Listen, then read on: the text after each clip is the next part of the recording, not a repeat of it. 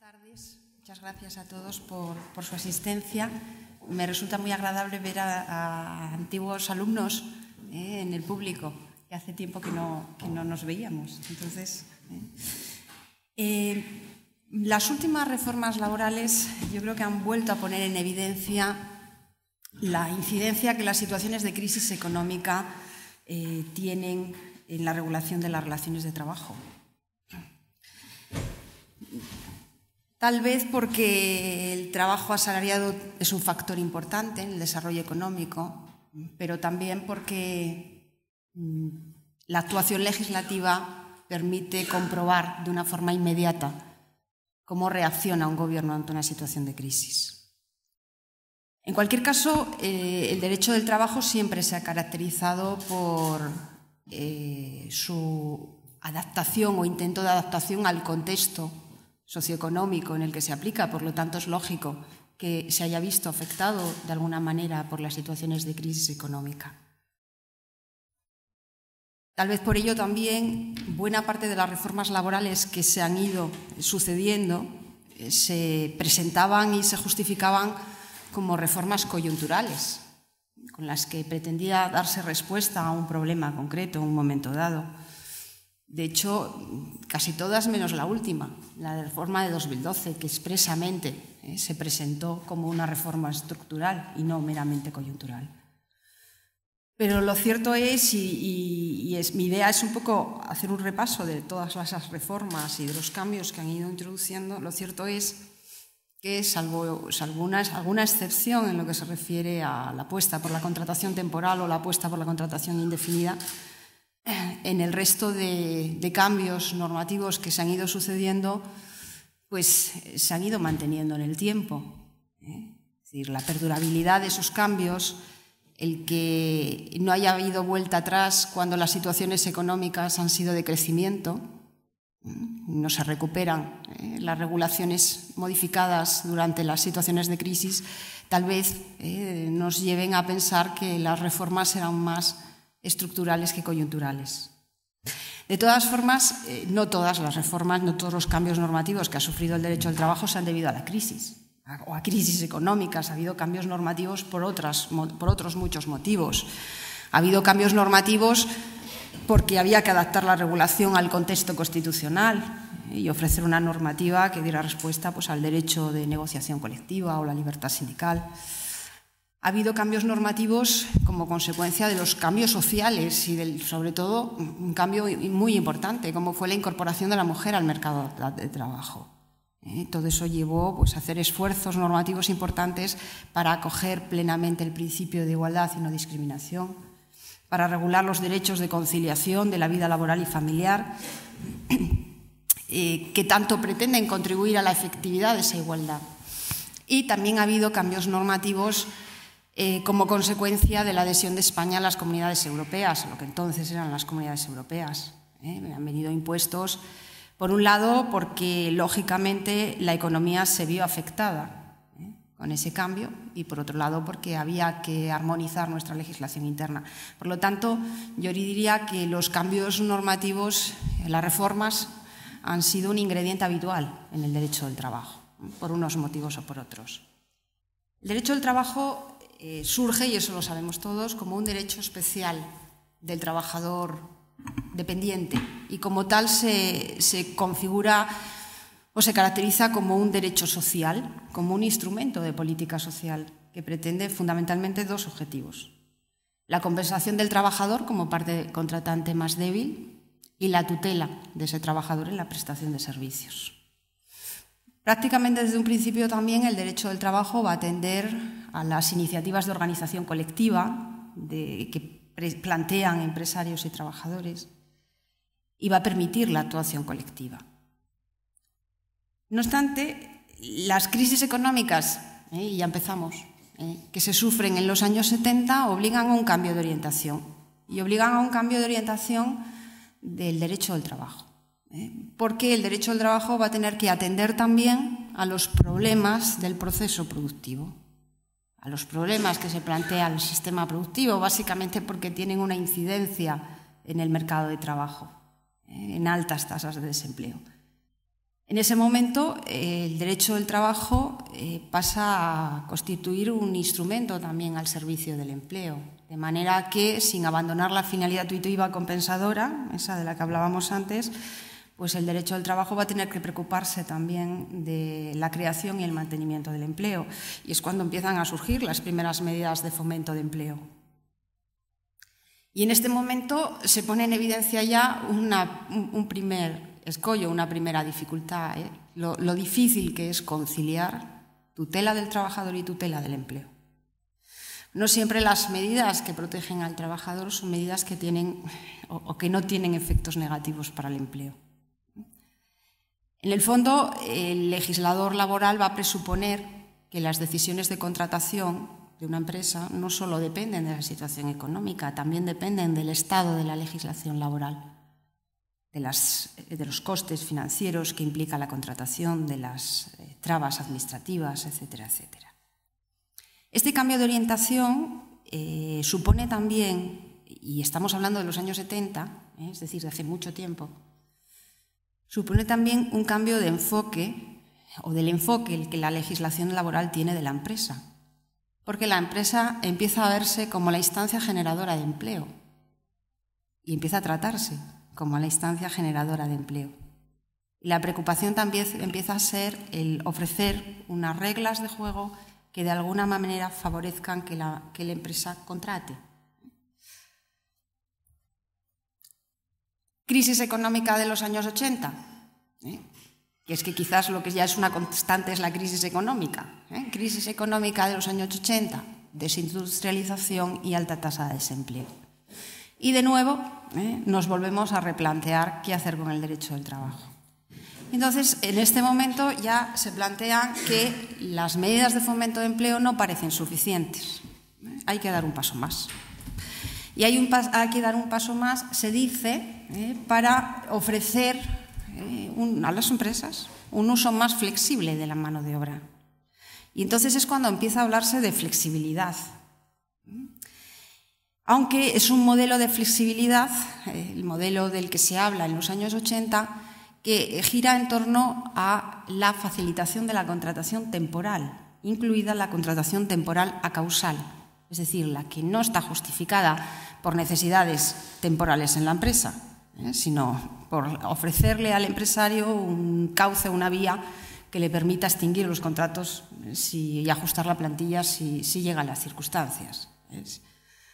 Es lo que llamamos la flexibilidad de entrada. Este modelo de flexibilidad, ¿en qué se concretó? Pues en algunas reglas que ya estaban en el Estatuto de los Trabajadores de 1980, en el primer Estatuto de los Trabajadores, por lo tanto, que autorizaba al Gobierno a regular el contrato temporal como medida de fomento de empleo, autorización que, por supuesto, el Gobierno utilizó en el año 81. Era una medida coyuntural. Se planteaba así, entre tanto la situación de desempleo fuera tan grave como era, y dirigida a colectivos concretos de trabajadores que tenían más dificultades de incorporación laboral. Junto a esas medidas, el Estatuto del 80 reguló también el contrato a tiempo parcial, como una medida que permite, o una figura contractual que permite al empresario ajustar el tiempo de trabajo a la menor demanda que pueda haber en un momento dado, y como una medida que sirve también de reparto de trabajo, de alguna manera. Por supuesto que estas medidas convivían con otras que seguían fomentando la contratación indefinida. Y todo hay que decirlo, estas medidas, o en esta apuesta por la flexibilidad de entrada, fueron partícipes también los interlocutores sociales. El Acuerdo Marco para el Empleo, el Acuerdo Nacional, para el Empleo de 9 de junio de 1981 ya proponía al Gobierno que regulase formas de contratación temporal como medidas destinadas a intensificar el empleo. Pero es que ya los pactos de la Moncloa de 1977 habían confirmado la posibilidad de utilizar la contratación temporal como un incentivo a la creación de empleo. Luego, no era algo sobre lo que no hubiera un cierto consenso. El Acuerdo para el Empleo proponía otras medidas, además, seguir con las bonificaciones en las cuotas de la Seguridad Social como una medida de incentivo a la contratación y también la contención salarial, a cambio, la contención salarial, a cambio de que se regulase la jubilación parcial vinculada al contrato de relevo como medida de reparto de trabajo. Una idea o una línea de actuación que conecta con lo que se ha denominado o conocido como reestructuración del tiempo de trabajo, que también es un tema recurrente, que surge siempre que hay una situación de crisis económica. Vamos a reestructurar el tiempo de trabajo. Y es un tema que terminará conectado también con la flexibilidad, con la flexibilidad interna más en concreto. En esa línea de actuación pues, hubo algún cambio normativo en el 83, pues, por ejemplo, para limitar la jornada máxima de trabajo y ampliar el periodo de vacaciones, porque si reducimos el tiempo de trabajo que presta servicios cada trabajador, pues quizás el empresario se vea obligado a contratar más trabajadores. Es decir, la idea de utilizar el tiempo también como una medida de reparto de trabajo. De todas formas, los cambios normativos no se han hecho nunca de una sola vez. Yo no sé si es porque nunca se ha tenido la paciencia suficiente para esperar a ver si tenían o no resultados, pero lo cierto es que ha habido cambios sucesivos. Siempre ha habido un primer avance y después una segunda intervención normativa en la que se ha ido un poco más allá, y eso ocurrió ya en los años 80, porque después de introducir esas medidas de flexibilidad centrada a principios de los 80, en el 84 se reforma nuevamente el Estatuto de los Trabajadores, o por primera vez, porque en realidad la reforma de 84 fue la primera reforma del Estatuto. Y de nuevo es una reforma inspirada en la necesidad de estimular el empleo, y de estimular el empleo siguiendo en esa línea de flexibilidad en la entrada, ¿vale? Fundamentalmente a través de la contratación temporal. ¿Qué es lo que se hizo? Pues perfeccionar los contratos formativos, porque se entendía que eran los que favorecían la contratación de los más jóvenes. Se generalizó el contrato a tiempo parcial, eliminando la transitoriedad con que aparecía en el Estatuto del 80, porque en el Estatuto del 80 se regulaba el contrato a tiempo parcial entre tanto se mantuviera la situación económica. Entonces, en el 84 ya se generaliza, se regulan los contratos de lanzamiento de la nueva actividad, luego se amplían los contratos temporales y se generaliza también el contrato temporal de fomento del empleo. De esa forma se consigue un sistema de regulación de contratación temporal a la carta, un poco a la carta a partir de una normativa sumamente permisiva y reguladora, lo que ya llevó en aquel momento a algunas voces a preguntarse si acaso esa regulación no suponía una quiebra del principio de estabilidad en el empleo. La reforma de 1984 lo que no quiso hacer fue tocar la regulación de la extinción del contrato. Mantuvo intactas las garantías que existían en la norma dirigidas a proteger al trabajador frente a las extinciones injustificadas de los contratos indefinidos y muy especialmente las indemnizaciones por despido. Pese a que en aquel momento ya había quienes decían que las indemnizaciones por despido eran demasiado elevadas y producían un efecto negativo sobre el empleo. Sin embargo, el legislador entendía que poniendo a disposición de la empresa los contratos temporales ya les ofrecía una vía para ajustar la plantilla si surgía una circunstancia que lo requería sin necesidad de acudir a los despidos colectivos y, por lo tanto, sin necesidad de acudir a la autorización administrativa. Pero, por lo demás, la normativa se dejaba tal cual estaba. En el fondo se entendía que el modelo valía, servía, y solo eran necesarias medidas, digamos, coyunturales de flexibilidad para atender a la situación de crisis económica. 2 años después es la adhesión de España a las comunidades europeas lo que fuerza a introducir cambios. ¿El objetivo cuál es? Bueno, pues crear un entorno institucional más favorable para que las expectativas de crecimiento económico se convirtieran en expectativas de crecimiento de empleo. ¿Qué se hizo? Bueno, pues tampoco fueron cambios sustanciales. Básicamente se introdujo como una medida dirigida a crear empleo la limitación de las horas extra. Un poco en esa idea de reparto de trabajo de que antes hablábamos. Pero para compensar a los empresarios, o para compensar a la empresa, se introducía una medida, una idea de flexibilidad porque se suprimían los límites diarios y mensuales a las horas extra, con lo que el empresario podía elegir en qué momento del año acumulaba la realización de esas horas extraordinarias. En esta época también se incorpora ya la idea del horario flexible como facultad que pueda tener el empresario para utilizar el tiempo de trabajo en la empresa, a salvo de lo que se pudiera decir en la negociación colectiva. Y con ocasión de esta reforma de 1986 también lo que se hizo fue iniciar un camino sin retorno de cambio del papel de la intervención administrativa en las relaciones de trabajo. Es decir, las relaciones o la intervención de la Administración en las relaciones de trabajo se había producido, yo creo que se produjo siempre, vinculado a siempre desde que ha habido derecho al trabajo, quiero decir, fue especialmente intensa durante el régimen de Franco.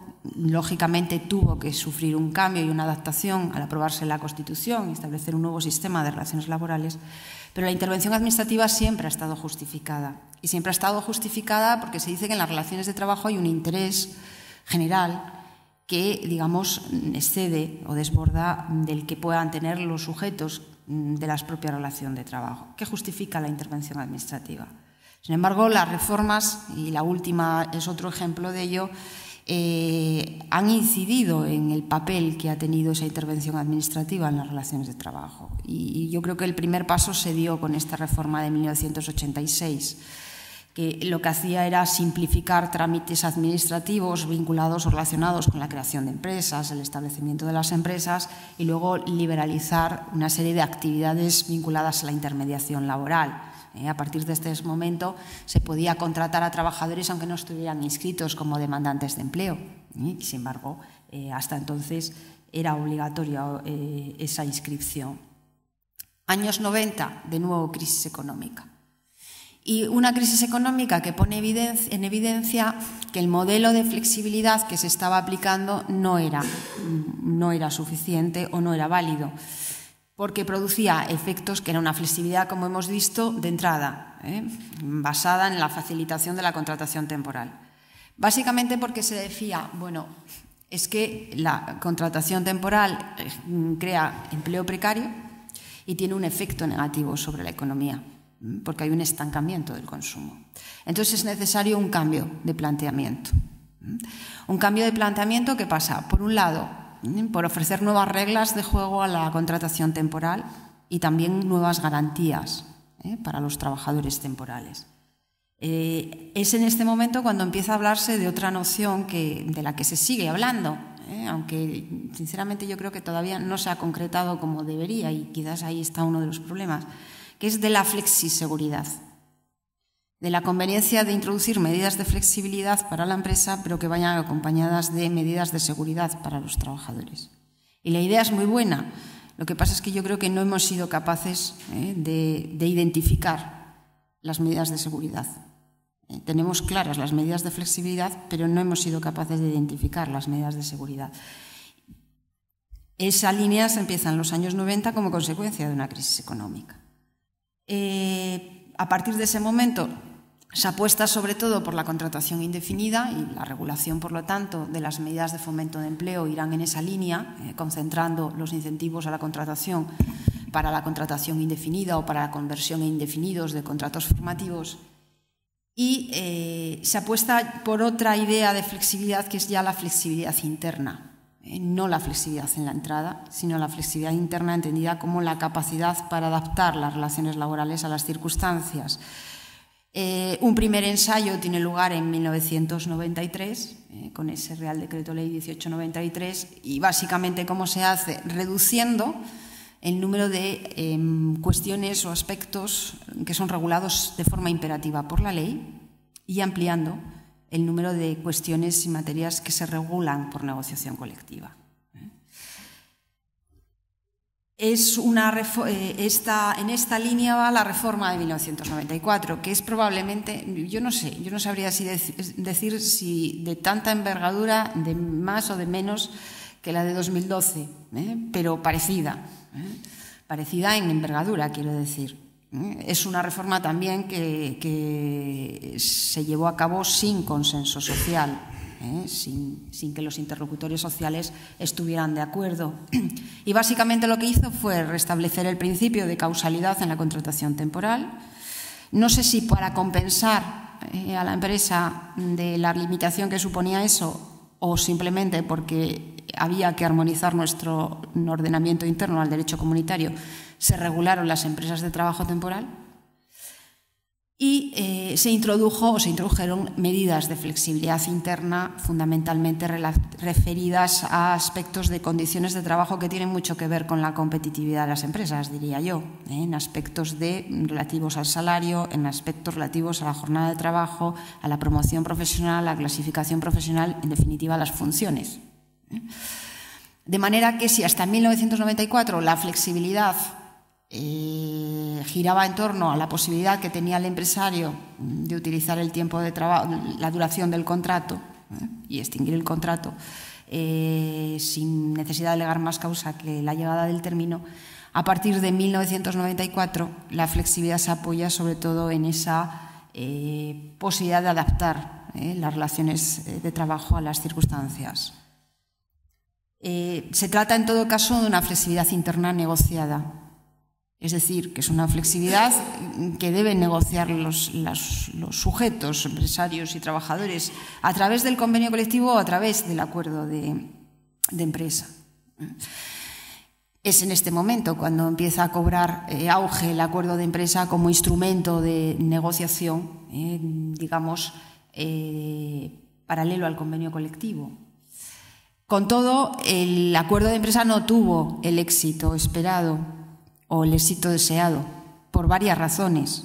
Una, porque en pequeñas empresas en las que no hay representantes no había quien negociara los acuerdos de empresa, que en definitiva son instrumentos colectivos que negocian los mismos sujetos que pueden negociar un convenio colectivo, solo que sin el procedimiento del convenio que exige la ley o que marca la ley. Y los acuerdos de empresa yo creo que no tuvieron el éxito esperado también porque tropezaron con los recelos de los interlocutores sociales. Los recelos de los sindicatos, algo estoy haciendo mal, los recelos de los sindicatos que dudaban, y siguen haciéndolo, de la capacidad de negociación en esos ámbitos. Y los recelos de los empresarios porque los acuerdos de empresa permitían a los empresarios fijar condiciones de trabajo por debajo del convenio y de esa forma, de alguna manera, hacer competencia desleal. Por eso yo entiendo que los acuerdos de empresa en ese momento no tuvieron éxito. La flexibilidad interna negociada por convenio tampoco tuvo el éxito esperado, quizás porque no se dio con la clave en las medidas de seguridad, que compensaran las medidas de flexibilidad. Y la negociación lo que pretendía era incorporar medidas de flexibilidad interna a cambio de medidas de seguridad. Entonces, en algunos casos sí se introdujeron medidas de flexibilidad interna, pero por ejemplo con compromisos de conversión en indefinidos de contratos temporales, medidas de ese tipo. También se amplió el margen de actuación del empresario al permitirle adoptar decisiones que hasta ese momento requerían de autorización administrativa y suprimiendo la autorización administrativa, siguiendo en esa línea que antes les comentaba de ir cambiando el papel que tiene la intervención administrativa en las relaciones laborales. Una particularidad importante, la reforma del 94 también incidió en las causas de extinción y, por lo tanto, también empezó a introducir medidas de flexibilidad externa. Era la primera vez, desde que se había aprobado el Estatuto de los Trabajadores, que se modificaba el despido, que se modificaba el despido disciplinario y se modificaban los despidos por causas económicas, técnicas, organizativas o de producción. El despido disciplinario con algunas modificaciones que eran muy puntuales pero tenían su trascendencia. El despido por incumplimiento de requisitos de forma dejaba de ser nulo para ser improcedente. Se suprimía o se derogaba un precepto de la Ley de Procedimiento Laboral que imponía al empresario una sanción por cada día que se retrasaba en readmitir al trabajador que había sido injustamente despedido. Es decir, eran cambios muy puntuales pero que tenían su enjundia. Se modificó el despido económico por causas técnicas, organizativas o de producción para ampliar las causas y, además, se introdujo la posibilidad de despedir por esos motivos, pero sin autorización administrativa, cuando en función del número de trabajadores afectados la medida no tuviera una dimensión colectiva, a través de la vía del despido objetivo. En este momento ya, y estoy hablando del 94, se empieza a decir que, tal vez, con esta regulación, la relación laboral empieza a supeditarse a la viabilidad de la empresa. Con todo, esta regulación y algunos aspectos de esta regulación, y especialmente lo relativo al despido objetivo, tropezaron con la interpretación de los tribunales. Los tribunales, y así se dijo en aquel momento, y así se denunció no solo por el Gobierno, también fundamentalmente por las organizaciones empresariales.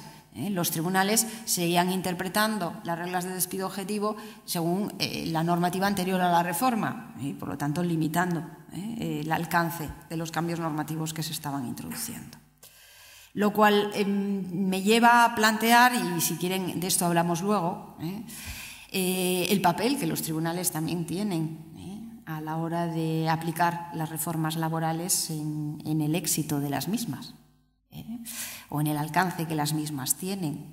En aquel momento se planteó esa cuestión a propósito del despido objetivo, pero ahora se puede plantear también a propósito de algunas de las medidas de la reforma y de la interpretación que se está haciendo de las mismas.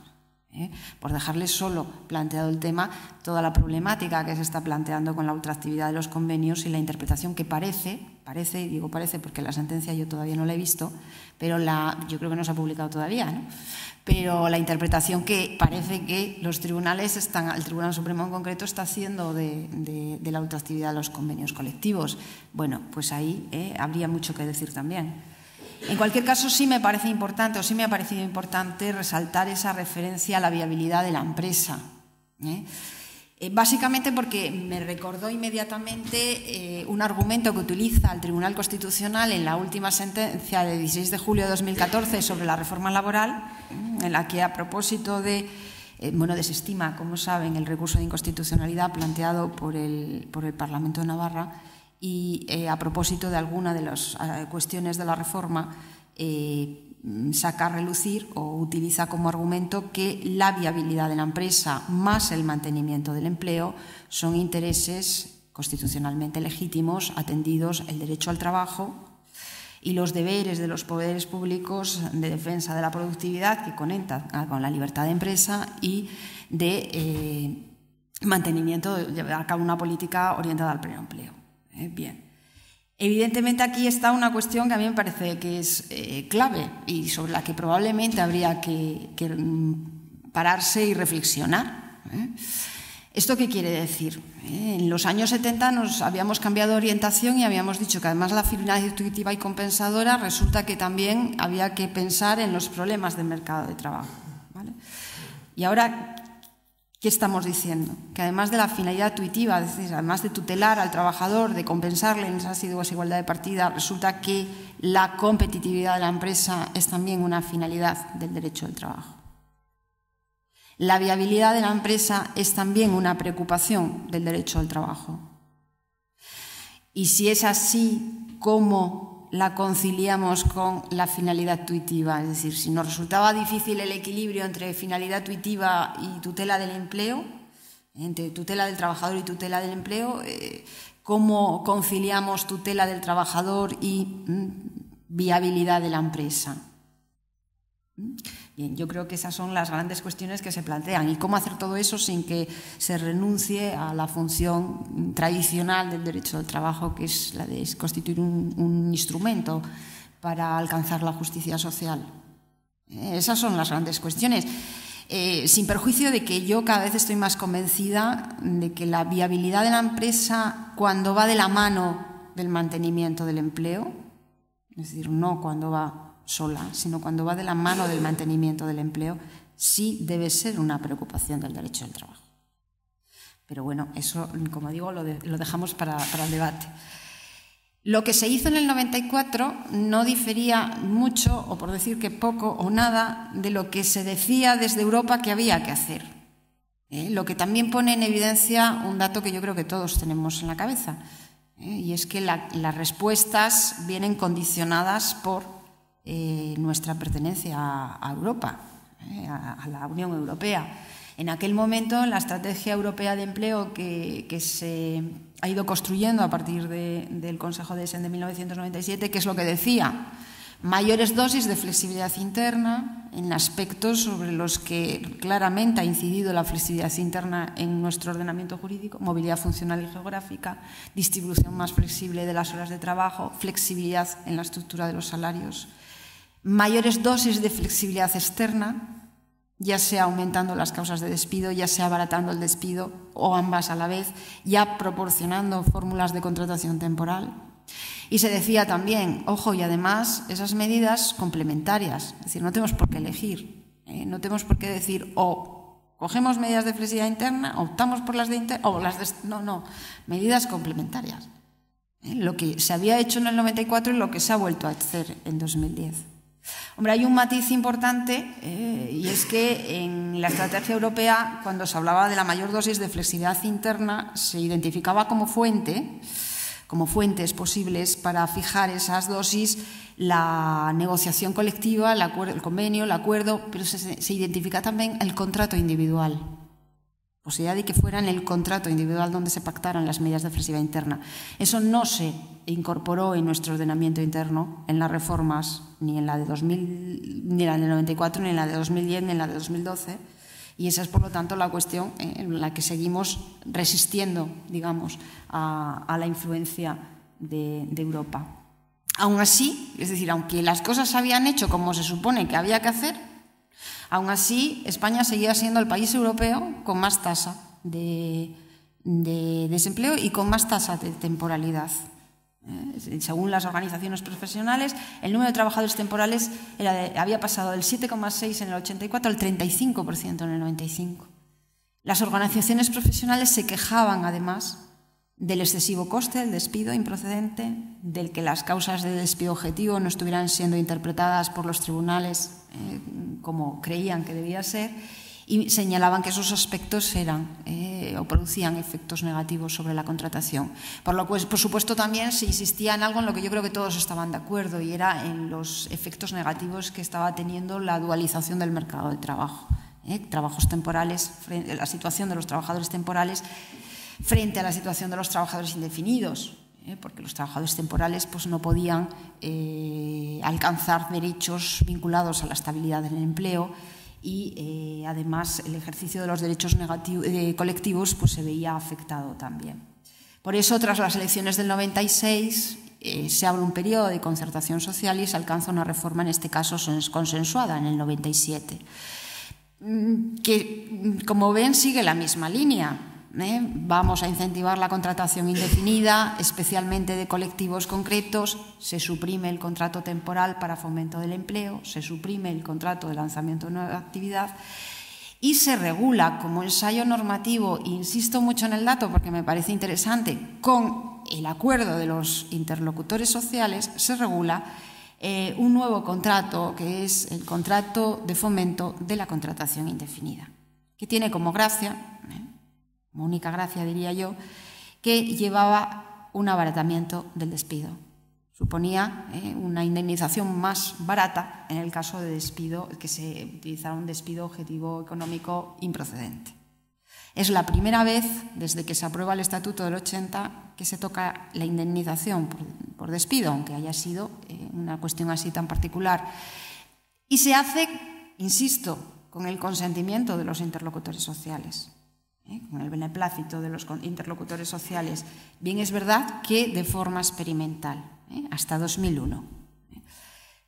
Sea como sea, la reforma del 97, el incentivo de la contratación, la penalización de la contratación temporal permitió que hubiera un incremento de la contratación indefinida, pero insuficiente para absorber la tasa de temporalidad. Y se siguió en la misma línea. Es decir, tampoco se hizo un cambio de planteamiento, se siguió en la misma línea, se reguló con más ya visos de estabilidad o vocación de estabilidad ese contrato de fomento de la contratación indefinida sin el consentimiento de los interlocutores sociales, y se adoptaron reglas dirigidas a mejorar la situación de los trabajadores temporales, de los contratados temporales, y dirigidas fundamentalmente a garantizar la igualdad de estos trabajadores. En 2002, aprovechando una reforma de desempleo y sin que quedara muy claro la razón, se introdujo un cambio normativo que volvió a incidir en el abaratamiento del despido. En dos tiempos hubo un primer ensayo normativo en el Real Decreto Ley 5/2002 que lo que planteaba es lo que yo creo que se ha hecho ahora, que es la posibilidad de suprimir los salarios de tramitación si el empresario renunciaba a la readmisión, es lo que se ha hecho ahora. Y esa reforma no llegaría a consolidarse porque hubo una huelga, bueno, se acordarán de la problemática. Ya en 2002 se corrigió, digamos, la idea, y lo que se introdujo fue la posibilidad de liberarse de los salarios de tramitación, reconociendo la improcedencia y consignando el importe de la indemnización, lo que hemos conocido como el despido exprés durante mucho tiempo. En los años que siguieron a estas reformas se redujo efectivamente el desempleo, básicamente gracias a la contratación temporal y al contrato indefinido de fomento de la contratación, el contrato de fomento de la contratación indefinida. Con todo, se dijo que ese crecimiento del empleo se debía fundamentalmente al crecimiento económico. Se puso en evidencia que las medidas de fomento de empleo, ni siquiera las medidas económicas, tenían especial incidencia sobre las decisiones de contratación, lo que coloca en un papel relativamente modesto el juego que tiene el derecho del trabajo a la hora de generar empleo, por mucho que se diga, ¿no? Entre otras razones porque hay otros factores, además de las crisis económicas, que inciden en la situación de empleo, de desempleo. Y así se dijo ya en la Declaración para el Diálogo Social de 2004. Es decir, que hace muchos años ya. Ya se decía, no, es que esto no es solo un problema de si hay o no crisis económica. Hay otros problemas que tienen que ver con las innovaciones tecnológicas, con la generalización de la descentralización productiva, con el aumento del trabajo autónomo, con la incorporación de la mujer al mercado de trabajo, con el aumento de la inmigración, con el envejecimiento de la población. Hay factores que son externos al mercado laboral, que tienen que ver con la baja productividad de las empresas, que tienen que ver con la falta de dinamismo de las empresas, que tienen que ver con la falta de capacidad para rentabilizar cualificación y conocimientos de sus trabajadores. En definitiva, empieza a advertirse que, aunque se había pensado que la competitividad de unas empresas depende de los costes laborales, va a resultar que no es exactamente así, que la competitividad de una empresa depende de su capacidad para innovar productos que generen un valor añadido, para hacer cosas que no se hagan en otro sitio en precios más baratos, fundamentalmente. Bien, eso se tenía claro en 2004. Se hicieron algunas propuestas de recuperar medidas de flexibilidad interna unidas a medidas de seguridad, pero en realidad tampoco hubo grandes cambios normativos. En 2006 hubo una reforma que era más de lo mismo: impulsar la contratación indefinida, perfeccionar la utilización de la contratación temporal, mejorar la protección del desempleo, ya sea a través de las prestaciones de desempleo, ya sea a través del Fondo de Garantía Salarial, que encajaba en las propuestas de seguridad que acompañaban a las de flexibilidad y que básicamente iban en la línea de tratar de asegurar a los trabajadores un flujo permanente de ingresos, incluso en las épocas en las que no están trabajando. Pero no se hizo mucho más. Se dejaron prácticamente intactas las medidas del 94. Por lo tanto, desde el 94 no se había hecho una gran reforma. Y entonces llega la siguiente crisis económica y nos encontramos con que de nuevo la tasa de desempleo se dispara. Y de nuevo hay que volver a reformar la normativa laboral. Y llegan las reformas de 2010 y 2011 y después la de 2012. Las reformas, aunque hay una diferencia importante sobre la que hablaré a continuación, las reformas entre 2010 y 2011 y 2012, sobre todo porque además, como saben, fueron reformas llevadas a cabo por dos gobiernos distintos, pero básicamente las reformas yo diría que inciden en la misma línea que las anteriores.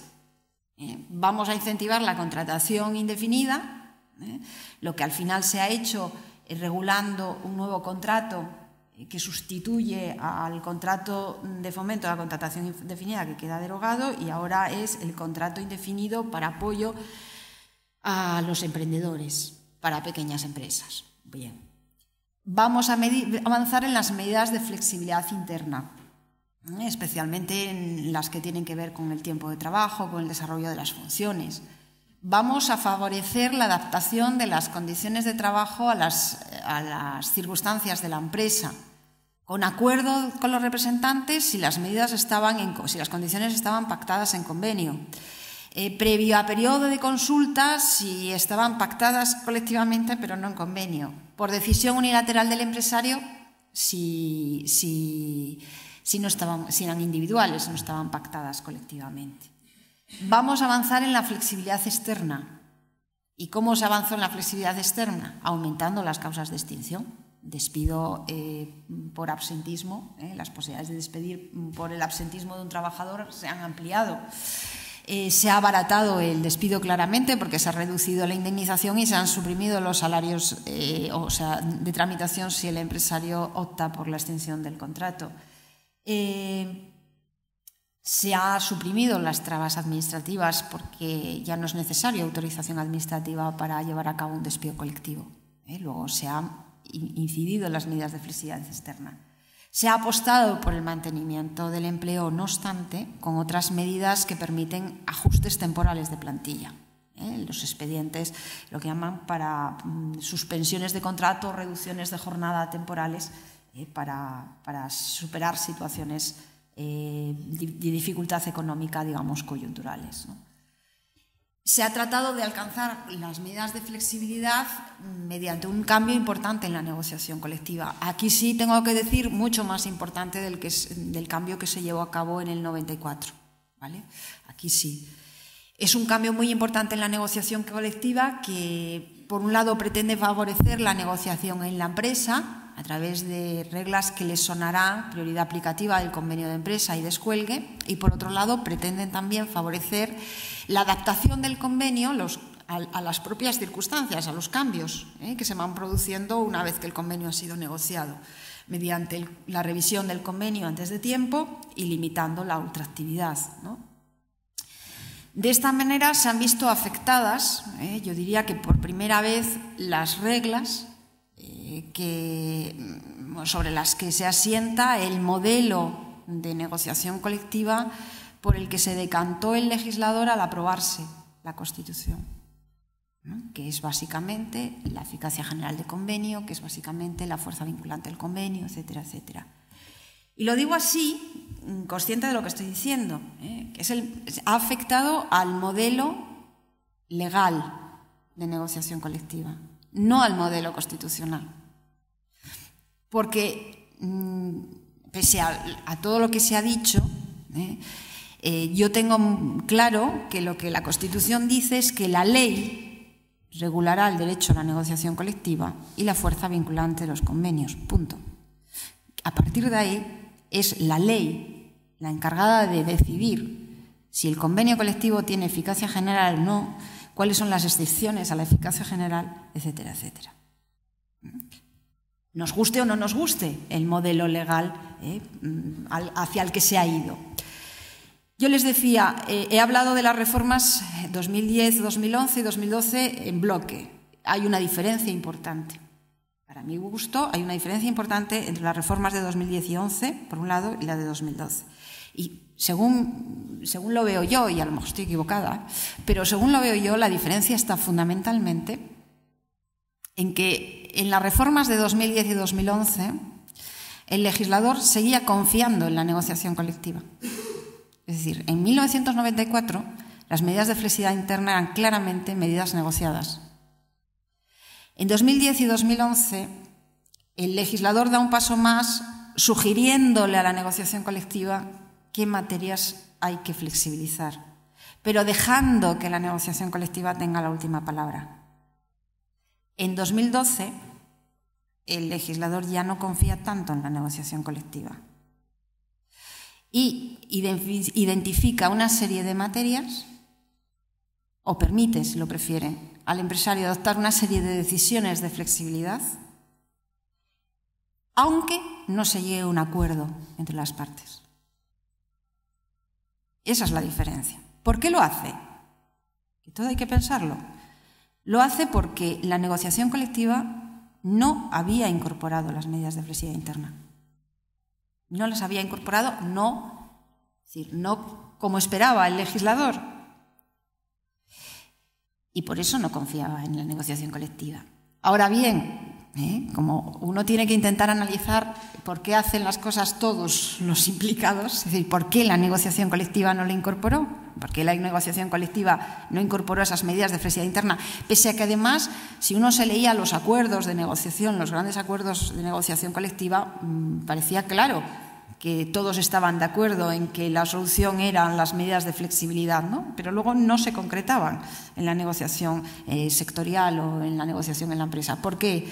Pues por lo que yo les decía antes, porque la negociación colectiva no incorporaba medidas de flexibilidad interna porque no iban acompañadas de seguridad. Y por eso a mí me parece que esa es la gran cuestión pendiente, dar contenido a esa flexiseguridad de la que tanto se habla, pero que no somos capaces de concretar en medidas, en previsiones concretas.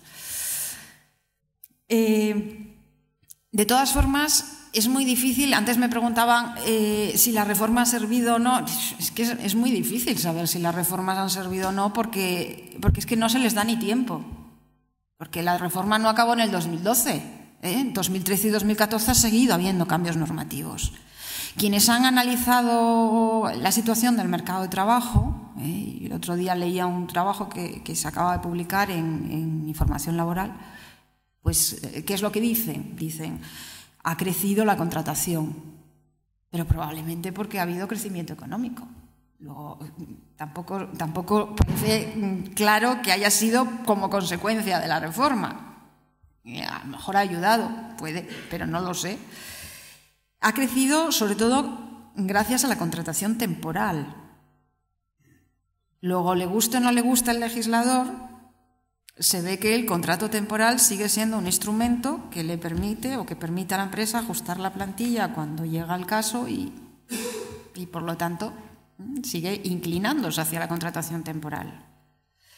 No parece que haya tenido mucho éxito, dicen, ese otro contrato indefinido de apoyo a los emprendedores, a la vista de lo poco que ha crecido el empleo en las pequeñas empresas. Dicen porque yo no lo he comprobado directamente, que tampoco se han disparado los despidos colectivos como se temía, aunque algunos hayan sido muy sonados. Sí se ha hecho uso de las medidas de flexibilidad interna, es decir, de los descuelgues, especialmente en lo que se refiere a salarios y especialmente en lo que se refiere a aspectos del tiempo de trabajo. No se ha negociado en la empresa, no se han negociado muchos convenios de empresa, pese a esa prioridad aplicativa del convenio de empresa. Y sí se ha hecho uso, aunque tampoco parece haber tenido mucho alcance a la vista del número de trabajadores afectados, esa posibilidad de revisar el convenio antes de tiempo que ha incorporado la reforma de 2012.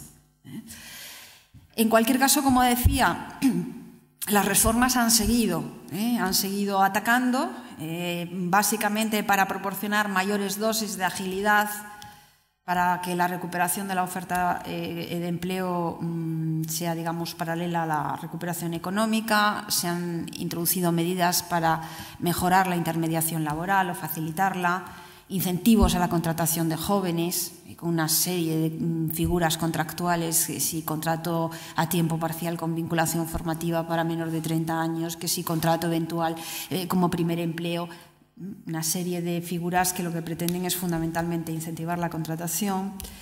Se ha pretendido ahondar en la promoción del trabajo a tiempo parcial con algún que otro bandazo, porque primero, como recordarán, se permitieron las horas extraordinarias, ahora se vuelven a prohibir las horas extraordinarias en el contrato a tiempo parcial. Bueno, se ha fomentado también el autoempleo y se ha tratado también de adoptar algunas medidas dirigidas a impulsar y extender una formación profesional que contribuya al desarrollo de una economía basada en el conocimiento. Y esto es lo nuevo, esto es lo nuevo, lo de la economía basada en el conocimiento. Esta es una idea que ya estaba en una decisión del Consejo del año 2001 con estrategias de empleo para Europa, pero que en España no ha empezado a hablarse de este tema, o al menos las normas que manejamos no han empezado a hacerse eco de la necesidad de apostar por una economía basada en el conocimiento hasta 2006. Quizá porque siempre esperamos a que la situación sea desesperada para ponernos las pilas. O quizá porque mientras funcionaba el modelo productivo que teníamos, pues funcionaba. Pero a partir de 2006 se empieza a decir, es que resulta que el modelo productivo que tenemos basado en el turismo y en la construcción pues se ha agotado y entonces tenemos que apostar por otro modelo productivo. Tenemos que apostar por una economía basada en el conocimiento, que básicamente significa el reconocimiento del papel que la tecnología y el conocimiento tienen en el crecimiento económico. De manera que el éxito de una empresa va a depender de su efectividad para generar y aplicar conocimiento. Es un cambio de planteamiento importante, que exige una política transversal. Yo creo que ahora ya, también lo decía antes, la pelota ya no está en el tejado de la legislación laboral. Es decir, una economía basada en el conocimiento, es decir, una apuesta por una economía basada en el conocimiento puede tener algunas implicaciones desde el punto de vista laboral, pero es evidente que la pelota está en otro tejado.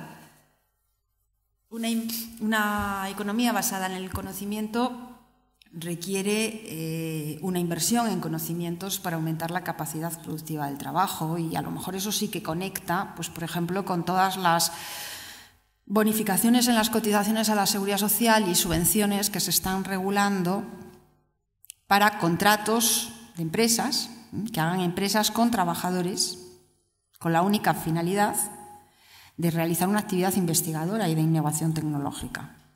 Pues son reglas que aparecen por ahí en 2007, normas ahí aisladas, pero que van en esa línea y probablemente conectan con esto de lo que nos hablan, de esa economía basada en el conocimiento.